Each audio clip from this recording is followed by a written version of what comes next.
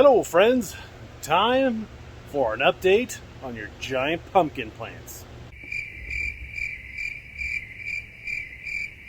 So before we get too in-depth into the video, as always, if you could, do me a favor. Go ahead, hit the subscribe button, it's right down here. Hit the little bell so you get a notification when I post a new video. We are tantalizingly close to the 1,000 subscriber mark. I think we are less than 25 away. We're probably like 20 away. So share the video, subscribe to the channel if you're watching this. But now, let's get to it. So today is planting day. We have our seedlings that have been growing in their pots for the last 21 days already. Well, not 21 days. They were started on April 1st and then 5 or 6 days after that. So probably we'll call it 15 days or so. All of the hot huts have been erected. The chickens still got to get moved out of the greenhouse. And it is time to plant them. So just a quick once over on the plants and where I'm going to plant them and why. Zoom out. So one thing that I have found pretty interesting, and what is going to be actually quite handy, is how the plants are reacting to the heat. I don't have the water wall up and running yet, and if I had to guess, it's probably high 80s in here right now or so. Maybe I will put in the sensor data right up there. But we could see that how the plants are reacting. So in my greenhouse, it gets hotter as we get closer to, or we get further away from that wet wall. So the plants that are the most heat sensitive, I want them in the back, and the more hardy, heat tolerant ones, I can bring this direction. So as we can kind of see, this one's a smidge droopy, and this one's a smidge droopy, and this one a little bit, but not too bad. So because both of the 2005s look a little unhappy in the heat, those are going to grow right next to the wet wall. The 2118 is going to go next, then the 2350, and then in this greenhouse we're going to have the Urana and my 1378. I think that is what it is, 1378.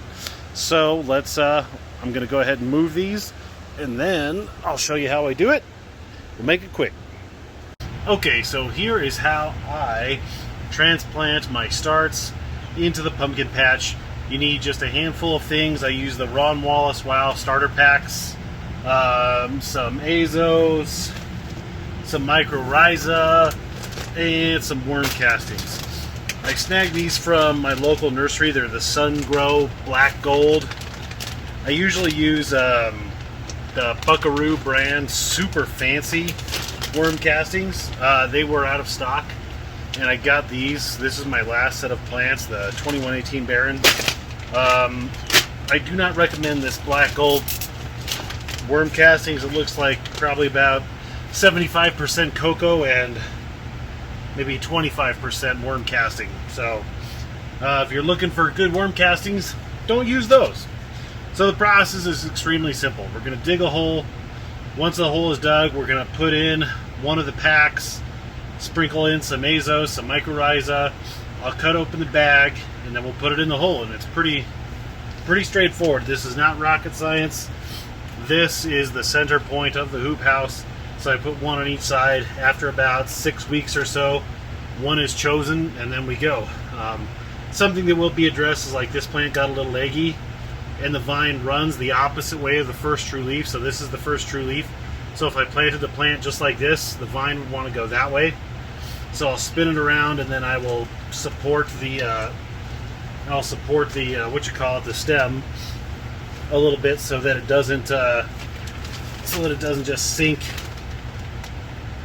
so that it doesn't flop any which way, rather. So pretty simple. Dig a hole.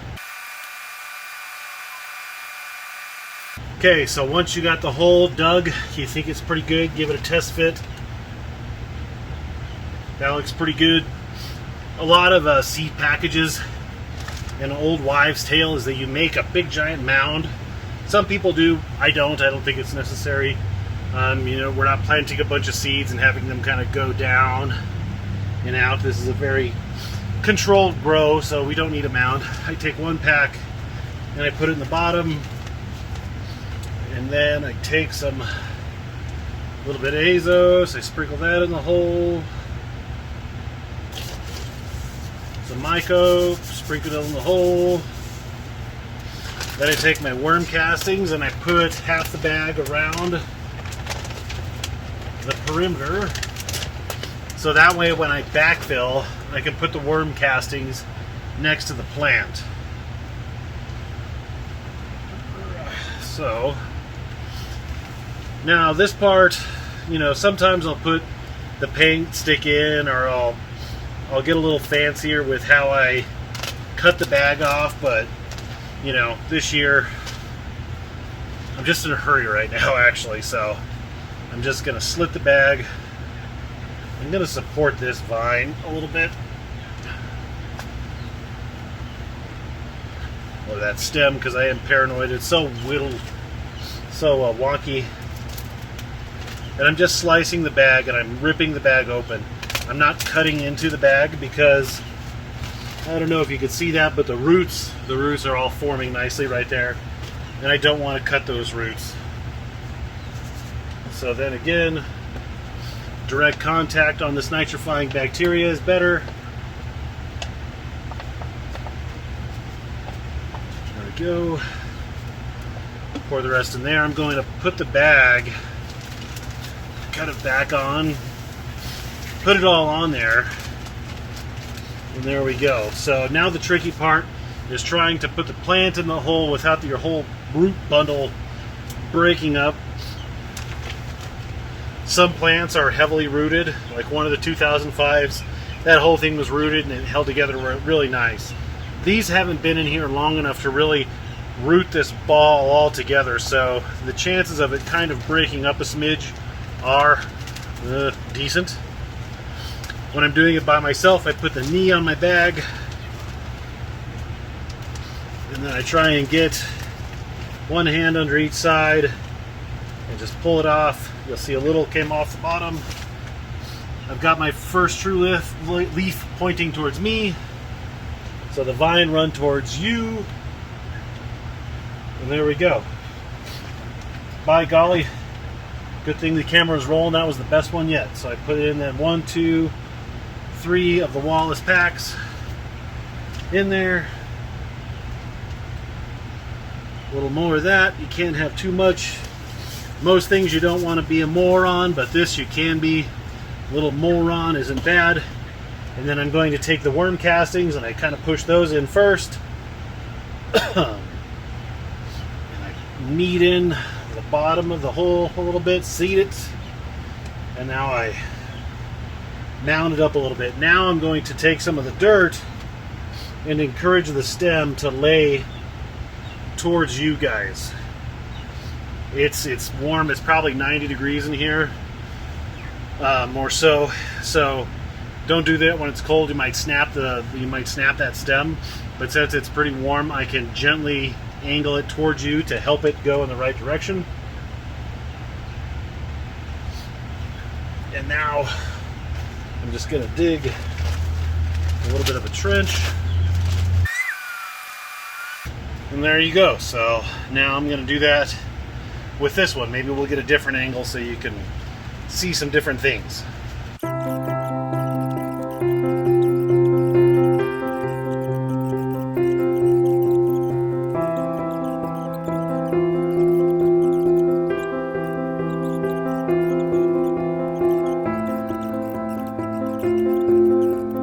And there you have it. Just soaking them in nice and slow. Don't have it on full blast, just a good long soak to get water all the way from the top to the bottom of the soil. And try and just start, I'm going to start rather, not even try, going to start soaking each of these hoop houses at least once in the morning and once in the afternoon, evening when I get home. And yeah, so let me show you the last of them. So these are the 2118s. And down here we got the 2005 Haste. And the 23, I think it was the 2350. This is the Ginger. The Tiger King plant. And the Urana. And my 1367 new. So I'm just going to go around, water the plants. Again, one more time here, sooner rather than later. I'll get the chickens out of here. I'll till up the middle. I'll put down my my soaking line, and then I'll be able to really kind of crank up the water and get the soil rocking and rolling. I'll turn on my wet wall here soon. Don't need it quite yet, but once it starts getting to the 80s or so, then it's quite hot in here and it must be used. So thanks for watching, everybody. Hit the subscribe button, comment below if you have any questions. Get out there, grow yourself a giant pumpkin.